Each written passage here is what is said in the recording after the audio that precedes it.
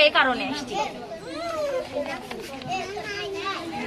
এখন আমার ননদের ওপরে এর আগে অনেক নির্যাতন হয়েছে, হওয়ার পরে ওনাকে ছেড়ে দিছিল ওই মহিলা অধিদপ্তরে একটা আপোষনামা হচ্ছিল, সেই আপোষনামায় কোনো গার্জিয়ান ছিল না, ওনারা একটা জোরপূর্বক নিয়ে যায় সেই আপোষনামায় সাইন দিয়ে নিতে বলছে, মানে ওনাকে যে বলছে যে এটা আপোষনামা সেটা বলে না। আর আপোষনামার ভেতরেও অনেক ঝামেলা আছে, ওনার আপোষনামায় মহিলা অধিদপ্তরের সিল আছে, সাইন আছে, কিন্তু একে যে আপোষনামা দেওয়া হয়েছে সেখানে শাহজাহান আলী সম্রাটের কোনো সিগনেচার নাই, প্লাস মহিলা অধিদপ্তরের কোনো সিল নাই। জি জি আমিও দেখেছি। হ্যাঁ, এটা হচ্ছে মেইন হচ্ছে একটা ফ্যাক্ট। আর হচ্ছে ওকে যে ডিভোর্স দিছে সেটাও কেউ জানে না।